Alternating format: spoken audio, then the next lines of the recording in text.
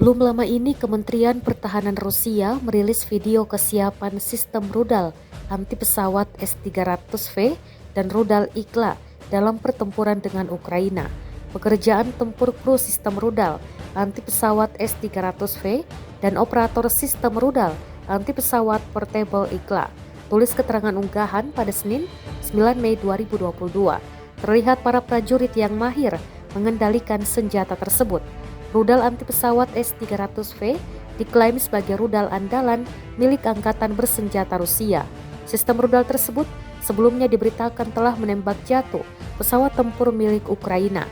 Diketahui perang Rusia versus Ukraina sudah memasuki hari ke-76 sejak awal invasi.